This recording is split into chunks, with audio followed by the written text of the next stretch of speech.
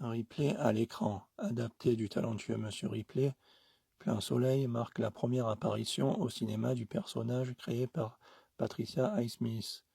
Tom Ripley reviendra dans L'Ami américain en 1977 sous les traits de Dennis Hopper et dans Le talentueux Monsieur Ripley en 1999, remake de Plein Soleil où il sera incarné par Matt Damon. Delon Clément première. Plein Soleil marque la première collaboration entre le comédien Alain Delon et le réalisateur René Clément. Ils se retrouveront peu après pour le tournage de Quelle joie de vivre, Les Félins et Paris brûle-t-il en 1966. Paul Gégoff. Le roman de Patricia Highsmith fut adapté pour le cinéma par René Clément en collaboration avec Paul Gégoff, scénariste attitré et ami de Claude Chabrol. Doté d'une personnalité autodestructrice et grand amateur d'alcool, Paul Gégoff n'en était pas moins un auteur reconnu. Celui-ci connut pourtant une funeste destinée. Il meurt en Norvège en 1983, dans la nuit de Noël, poignardé de 3 coups de couteau par sa dernière compagne alors âgée de 25 ans, avec qui il entretenait une relation agitée, après lui avoir déclaré « Tue-moi si tu veux, mais arrête de m'emmerder ». Héros littéraire, personnage trouble mais charmant, dandy élégant, amateur d'art à ses heures, faussaire, usurpateur, de génie, volontiers bisexuel, Tom Ripley voit le jour en 1955 dans le roman Monsieur Ripley signé par Patricia Highsmith. Il sera l'anti-héros de multiples aventures littéraires.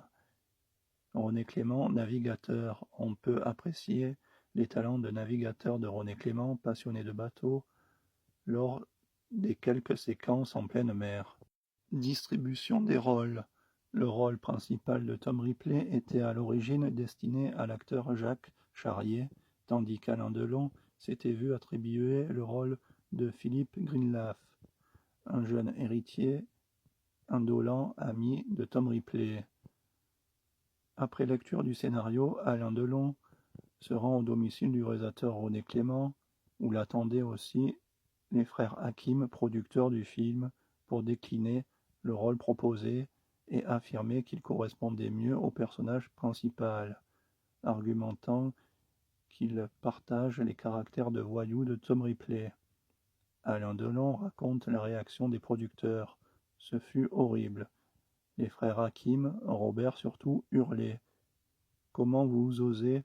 Vous n'êtes qu'un petit con, vous devriez payer pour le faire. » Ça a duré jusqu'à 2 heures du matin, à la limite de la rupture définitive. Et puis est venu un grand silence, impressionnant, je m'en souviens très bien. Et dans ce silence est tombée la voix de Bella Clément. « René chéri, le petit a raison. » Jusqu'à 4 heures du matin, elle a expliqué pourquoi le petit avait raison.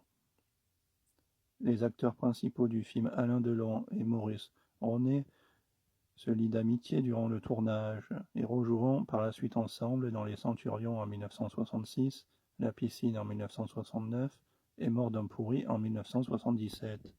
Marie Laforêt a souligné l'inconfort qu'il existait sur le plateau à cause des 2 compères Alain Delon et Maurice Ronet. Ils étaient si prétentieux, si méprisants, 2 trous du cul.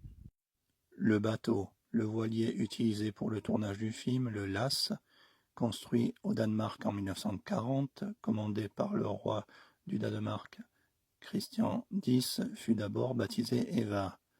Il aurait été offert à Eva Braun, la compagne d'Adolf Hitler. Pendant la guerre, le bateau est resté amarré à l'Académie navale en Allemagne du Nord, où il a pourtant échappé aux bombardements alliés. Renommé ensuite Lass, il porte le nom de Marge pour les besoins du tournage.